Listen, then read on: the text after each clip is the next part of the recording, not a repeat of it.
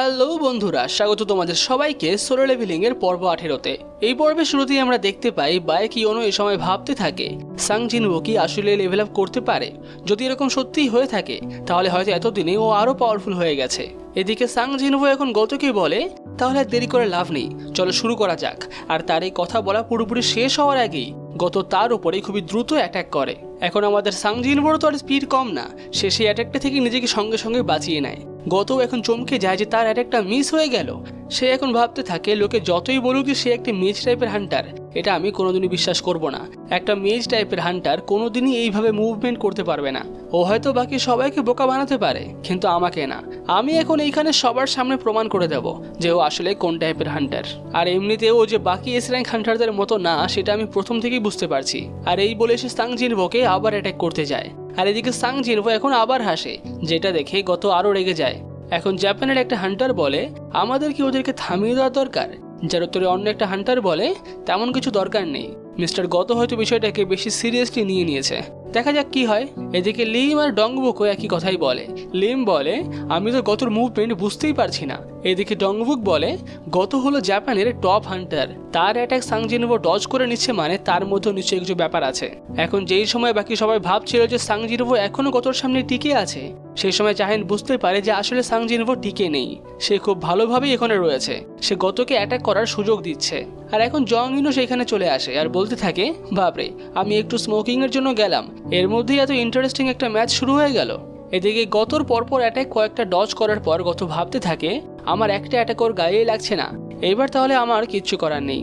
এই বলে সে সাং জিনওোর দিকে এবার এগিয়ে যায় তার পুরো পাওয়ারের সঙ্গে। আর সে মনে মনেই ভাবতে থাকে আমি এবার তোমাকে মেরেই ফেলবো।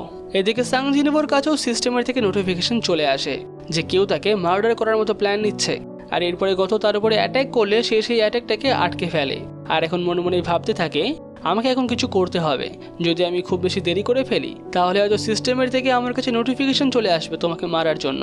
আর এটা ভাবার পরে সে গতকে বলে বাহ, তুমি সত্যিই খুব ফাস্ট, আমি যদি একটু দেরি করতাম তাহলে হয়তো আমার একটা চোখ এতক্ষণে আর থাকতো না। কিন্তু এই দিকে গত খুবই রেগে যায়। সে ভাবে সাউথ কোরিয়ার একটা হান্টার এত পাওয়ারফুল কি করে হতে পারে, আর ও শুধু আমার কবজিই ধরেনি বরঞ্চ আমার হাত ধরছে।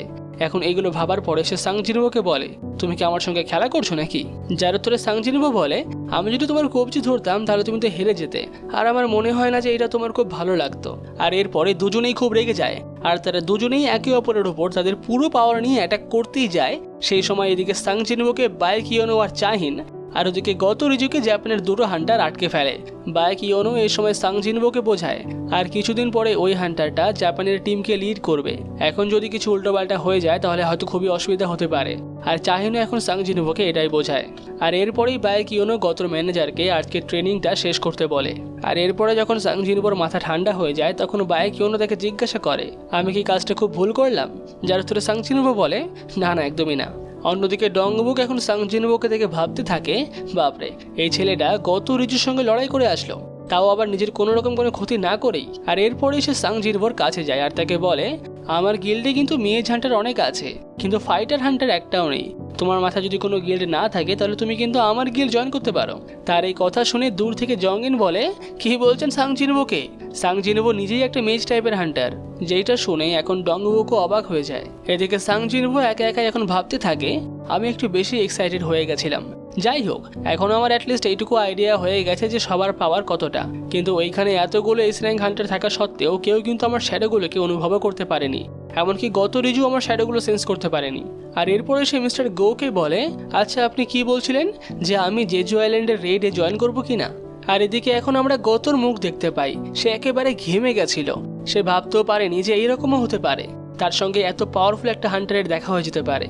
এখন পরের দিন হোয়াইট টাইগার গিল্ডের বিল্ডিংয়ে আমরা বায়কিওনোকে দেখতে পাই। সে বসে বসে ভাবছিল তাহলে সত্যিই এটা পসিবল, একটা হান্টারের পক্ষে লেভেল আপ করা সত্যিই পসিবল।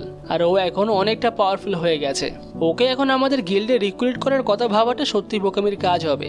আমাকে অন্যরকমভাবে রিলেশনশিপটা বজায় রাখতে হবে, আমাকে এখন প্ল্যান বি ইউজ করতে হবে। আর এরপরেই বায়কিওনোর ফোনে একটা নোটিফিকেশন আসে যেখানে সমস্ত হান্টার্সের নাম দেওয়া ছিল যারা সাউথ কোরিয়া থেকে জেজু আইল্যান্ডে যাচ্ছে।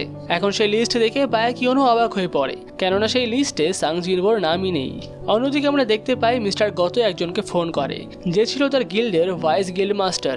তাকে কল করে সে বলে মিস্টার সুগিমোটো আমি দেখলাম যে সাউথ কোরিয়াতে একটা সত্যিই পাওয়ারফুল হান্টার আছে, যার কথা শুনে সুগিমোটো বলে যাই হোক আপনার থেকে তো আর বেশি পাওয়ারফুল না, কিন্তু গত এই সময় বলে সত্যি কথা বলতে গেলে আমি সেই ব্যাপারটা নিয়ে খুব একটা শিওর না। এখন সুগিমোটো সেই হান্টারটার নাম জিজ্ঞাসা করে, যার উত্তরে গত বলে সাং জিনবো, তার রিসেন্টলি রিঅ্যাওয়েকেনিং হয়েছে আর তারপরে সে এস র্যাঙ্ক পেয়েছে। আর এখন সাং জিনবোর নাম শুনে সুগিমোটো বলে তাহলে ব্যাপারটা কিরকম হলো, আমি তো এইখানে ওর নামই দেখতে পাচ্ছি না। কিন্তু গত বলে কোথায় আবার, তুমি কোথায় ওর নাম দেখছো না? যার উত্তরে সুগিমোটো বলে আমি এক্ষুনি দেখলাম একটা লিস্ট বেরিয়েছে যারা সাউথ কোরিয়া থেকে যাচ্ছে জেজু আইল্যান্ডে তাদের, কিন্তু এইখানে তো সাং জিনবো নামের কেউ নেই। যেটা শুনে গত অবাক হয়, এত পাওয়ারফুল একটা হান্টার ওখানে যাচ্ছেই না, মিস্টার গো কি তাকে কিছু বলেনি? কিন্তু সুগিমোটো এখন বলে আরে অত চাপ নিয়ে লাভ নেই, তোমরা 10 জন ওরা 6 জন, টোটাল 16টা এস র্যাঙ্কের হান্টার আছে, তেমন কোনো সমস্যা হবে না। যেটা শুনে গত বলে হ্যাঁ তাও ঠিক, যাই হোক তাহলে এখন রাখছি, আমি রেডে যাওয়ার আগে না হয় তোমাকে আরো একবার কল করব। এখন অন্যদিকে জেজু আইল্যান্ডে আমরা দেখতে পাই যে সেখানকার কুইন ভাবছে এই আইল্যান্ডে আর থাকলে চলবে না, এইখানে আর আমাদের জন্য খাবার নেই, এখানকার পিঁপড়েরাই অন্য পিঁপড়েদেরকে মেরে খাচ্ছে, এইভাবে হলে চলবে না, আমাদের একটা খুব পাওয়ারফুল সোলজারের দরকার যেখানে আমাদের এই দলকে লিড করবে। আর এখন আমরা সেখানে একটা বিশাল বড় টিম দেখতে পাই, যেটার দিকে তাকিয়ে সেখানকার কুইন বলছে তুমি বড় হয়ে ওঠো, তোমার যা লাগে তুমি নাও, তুমি সব থেকে শক্তিশালী হয়ে ওঠো আর আমাদের এই দলকে লিড করো। এখন অন্যদিকে আমরা দেখতে পাই যে সাং জিনবো তার মা আর তার বোনকে নিয়ে বাড়িতে আসে। তারা এসে দেখতে পায় যে ঘর খুবই নোংরা হয়ে রয়েছে। এতদিন তো সাং জিনবো বাড়িতে ছিল না, জিনে একাই থেকেছে, একাই করেছে এই সমস্ত। ঘরের এই অবস্থা দেখে জিনবোর মা বলে আমি অনেকদিন হয়ে গেল এই সমস্ত কাজ করিনি, একটা কাজ করে চলো সবাই মিলে একসঙ্গেই ঘরটা পরিষ্কার করি। আর এখন তারা কাজ শুরুও করে দেয়। তার মা দেখতে পায় যে ঘরের কোনায় কোনায় ধুলো জমে রয়েছে, তারা খুব ভালো করে এটা পরিষ্কার করে না। আর এখন ঘর পরিষ্কার করতে করতেই জিনবোর মা জিনবোকে জিজ্ঞাসা করে আচ্ছা তুমি কি তোমার বাবার কোনো খবর পেয়েছো?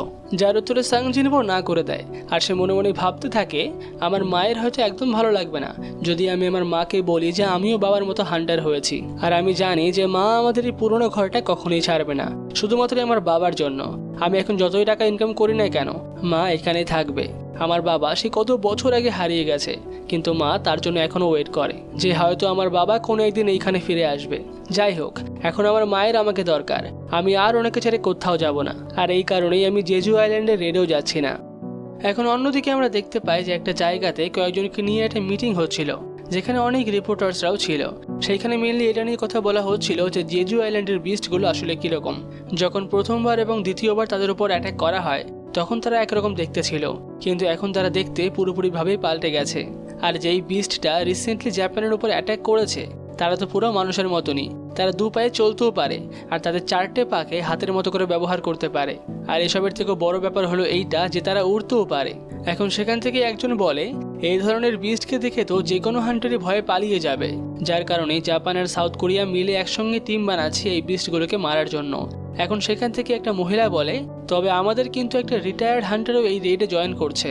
অন্যদিকে সাং জিনবো এই সময় তার ফোনে দেখতে পায় যে সোশ্যাল মিডিয়াতে সবাই তাকে নিয়ে কথা বলছে যে এরকম একটা সময়ে সাং জিনবো একটা এস র্যাঙ্কের হান্টার কেন এই রেডে যাচ্ছে না, তাহলে কি ওর ভেতরে এখনও একটা ই র্যাঙ্কের হান্টারের মতনই ভয় রয়েছে, নাকি এস র্যাঙ্ক হান্টার হওয়ার পরে ওর ভাবটা একটু বেশি বেড়ে গেছে। সেই সমস্ত কমেন্টগুলো পড়ে জিনবো মনে মনে ভাবে এইসব কোনো ব্যাপার না, আমার তো এখন জিনাকে নিয়ে বেশি চিন্তা হচ্ছে। আর এই সময় তার ফোনে কল আসে, কলটা হয় জিনোর। এখন জিনবো প্রথমে জিনোকে জিজ্ঞাসা করে তুমি কি এখনো হোটেলেই আছো? যার উত্তরে জিনো বলে যে না, সে একটা অ্যাপার্টমেন্ট নিয়ে নিয়েছে, তার মা থেকে সাহায্য করেছে। তবে সেইটা এখন মেন কথা না, মেন কথা হলো সে একটা জায়গা পেয়েছে যেটাকে সাং জিনবো অফিস হিসেবে ব্যবহার করতে পারবে, তাই সেই এখন সাং জিনবোকে সেখানে ডাকে। এখন সেখানে যাওয়া মাত্র জিনো তাকে বলে আমি এই জায়গাটা খুঁজে পেলাম যেটা তোমার বাড়ির থেকেও কাছে আর জায়গাটাও খুব ভালো, কিন্তু এত বড় একটা রুম দেখে জিনোর মাথায় আসে গিল্ডে তো শুধুমাত্র আমরা দুজনের জন্য এই জায়গাটা কি একটু বেশি বড় না? তার এই কথা শুনে এখন জিনো বলে 2 জন মানে একটা গিল্ড বানাতে গেলে মিনিমাম 3 জন তো লাগেই, একটা গিল্ড মাস্টার, একটা ভাইস গিল্ড মাস্টার আর একটা এমপ্লয়ি। আর সাং জিনবো এটা জানতোই না, সে এখন বলে ও আচ্ছা এরকম নাকি, ঠিক আছে সে না হয় আমি একজনকে রিক্রুট করেই নেব। আর এখন আবার জিনোর অন্য একটা কথা মনে পড়ে, সে সঙ্গে সঙ্গে সাং জিনবোকে বলে আচ্ছা স্যার আপনার না একজন খোঁজ করছিল, তিনি আমাকে একটা কার্ডও দিয়েছেন আর আপনাকে বলেছেন কল করতে, তিনি 17 তারিখ পর্যন্ত কোরিয়াতে থাকবেন। এখন জিনবো সেই কার্ডের থেকে দেখতে যায় যে সেটা কে, কিন্তু তার আগে সে একটা কিছু অন্যরকম সেন্স করতে পারে। সে সঙ্গে সঙ্গে জিনোকে বলে আমাকে এক্ষুনি বাড়ি যেতে হবে। আর এই বলে জিনবো তার শ্যাডো এক্সচেঞ্জ স্কিল ব্যবহার করে, যেটাকে প্রথমবার দেখে জিনবো তো পুরো চমকেই যায়। অন্যদিকে আমরা দেখতে পাই যে সাং জিনবোর লোকালিটিতে একটা লোক একটা মেয়েকে হুমকি দিচ্ছিল। এই সময় মেয়েটা তাকে মারতে মানা করছিল আর ছেড়ে দেওয়ার কথা বলছিল। এখন সাং জিনবো সেইখানে চলে আসে আর তাকে জিজ্ঞাসা করে তুমি এখানে কি করছো, যার উত্তরে লোকটা বলে তুমি আবার কে, তুমি কি আমাকে এখন এখানে লেকচার দিতে আসলে নাকি? যাই হোক, তুমি যখন জিজ্ঞাসাই করলে যে আমি কি করছি, তাহলে আমিও তোমাকে বলি আমি আসলে একটু মজা করছি। আর এই বলে সে সাং জিনবোকে অ্যাটাক করতে যায় আর তার সামনে গিয়েও সে একই কথাই বলে, যখনই আমি আমার থেকে কোনো উইক কাউকে দেখি তখনই আমি ভেতর থেকে তাকে মারার জন্য তরপাই। তার এই কথা শুনে এখন সাং জিনবো বলে হ্যাঁ, তোমার কথাটা আমি বুঝতে পারছি, একবার যারা এরকম হয়ে যায় না সেখান থেকে নর্মাল মানুষই ফিরে আসা খুবই মুশকিল। আর এই বলে সে তার হাত থেকে চাকুটা ছিনিয়ে নেয় আর তার পায়ে কেটে ফেলে। আর তারপর তাকে বলে তবে এখন এটাই ভালো হবে যদি তুমি বাড়ি চলে যাও, না হলে আমি যদি আর একটু রেগে যাই তাহলে হয়তো বিষয়টা খুবই খারাপ হতে পারে। এই সময় সেই মেয়েটা সেখান থেকে পালিয়ে যায় আর তারপরে সাং জিনবো সেই লোকটার কাছে একটা শ্যাডো বিস্ট ছেড়ে দেয় আর বলে ও যদি মাঝরাতের মধ্যে বাড়ি না যায় তাহলে ওকে মেরে ফেলবে। আর এখন বাড়ি যেতে যেতে সে এটা ভাবতে থাকে তাহলে কালকেই দিনটা, কালকেই হলো জেজু আইল্যান্ডের রেড। আর পরের দিন সকালে আমরা দেখতে পাই যে হেলিকপ্টারে করে সমস্ত হান্টাররা যাচ্ছিল জেজু আইল্যান্ডে। আর একই সময় জেজু আইল্যান্ডের চারিদিক থেকে অনেকগুলো করে ব্যাটেল শিপ ছেড়ে দেওয়া হয়, যে শিপের মধ্যে একটা শিপেই থাকে নাইটস গিল্ড।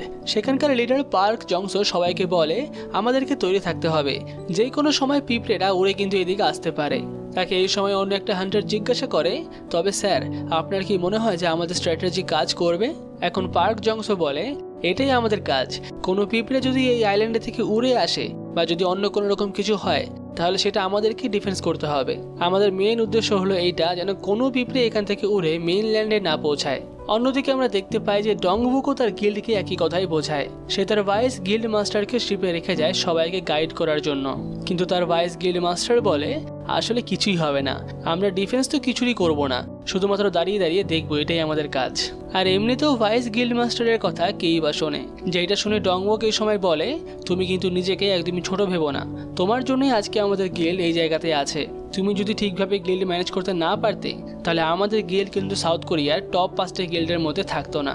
তার এই কথা শুনে তার ভাইস গিল্ড মাস্টার বলে সেসব না হয় ঠিক আছে, কিন্তু আমার তোমাকে ওখানে পাঠাতে একদম ভালো লাগছে না, তুমি ওইখান থেকে বেঁচে ফিরে এসো তাহলেই হবে। অন্যদিকে আমরা দেখতে পাই যে লিম তো এই সময় কলে কারোর উপরে চিল্লাচ্ছে, সে বলছে তোমরা ওই টিমকে ওখানে কি করে পাঠাতে পারো, ওদেরকে তাড়াতাড়ি ডাকো ওখান থেকে। আমরা দেখতে পাই যে লিম আসলে কথা বলছিল লি মিনসুং এর। এদিকে লি মিনসুং তো বিশাল খুশি থাকে, সে সমস্ত রিপোর্টারদের সামনে দাঁড়িয়ে ভাবতে থাকে আজকে তো আমি একবারে ফাটিয়ে দেবো, কোনো কথাই নেই।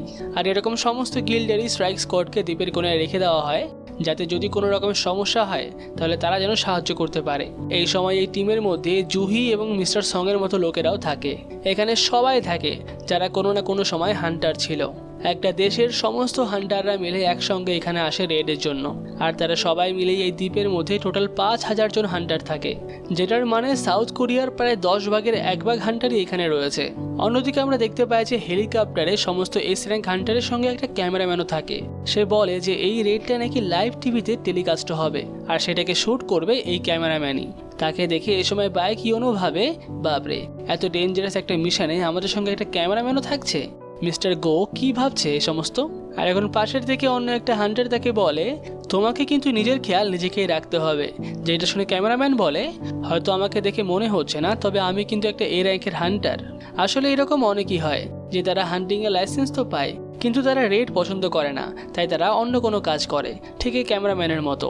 সে এখন বলে এটা কিন্তু আমার প্রথমবার না যে আমি ডানজেনে ভিডিও শ্যুট করতে যাচ্ছি, আমি এর আগেও অনেকগুলো ডানজেন ব্রেকেও শ্যুট করেছি, তবে সেই সমস্ত এক্সপিরিয়েন্সগুলো যে আমার এখানে কতটা কাজে লাগবে সেটা নিয়ে আমার একটু সন্দেহই আছে। তার এই কথা শুনে একটা এস র্যাঙ্কের হান্টার বলে থাক থাক, তোমাকে তো চিন্তা করতে হবে না, কেননা মিস্টার গো যদি ভেবে থাকে যে আমাদের সঙ্গে একটা ক্যামেরাম্যান আসতে পারবে তাহলে উনি অনেক কিছু ভেবেই পাঠিয়েছেন, উনি নিশ্চয়ই জানেন যে এই মিশনটা সাকসেস হবেই। আর এর আগেও আমরা 3 বার হেরেছি ঠিকই, কিন্তু এইবার আমরা একটা এস র্যাঙ্কের গেটকে বন্ধ করেই ছাড়বো, আর পুরো দেশেই লোকে এটা টিভিতে দেখবে, তারা সবাই যেন আমাদের জিতটাই দেখতে পায়। এখন বাইকিউনো মনে মনে ভাবতে থাকে আমরা যদি কোনোভাবে এই রেডে হেরে যাই তাহলে সাউথ কোরিয়ার অবস্থা খুবই খারাপ হয়ে যাবে। আর এরপরে সে তার পাশে রিটায়ার্ড হান্টার মিন বিয়েঙ্গুকে বলে যাই হোক তবে আমি ভাবিনি তুমি আমাদের সঙ্গে রেডে আসবে। যেটা শুনে মিন বিয়ং একটু মজা করেই বলে, আমি ভাবলাম আমার না আসাতে যদি তুমি হিলিং না পেয়ে মারাই যাও, সেই কারণেই আসলাম। এই কথাটা শুনে বায়কিয়নো খুবই রেগে যায়। আর এরপরে চাহিন বায়কিয়নোকে জিজ্ঞাসা করে, আচ্ছা এখানে আসার আগে কি আপনার সঙ্গে সাং জিনওর দেখা হয়েছে? যার উত্তরে বায়কিয়নো না করে দেয়। আর এরপরে ডংউক সবাইকে বলে, চলো আমাদের নামার সময় হয়ে গেছে। আর এখানেই শেষ হয় সোলো লেভেলিং এর পর্ব 18।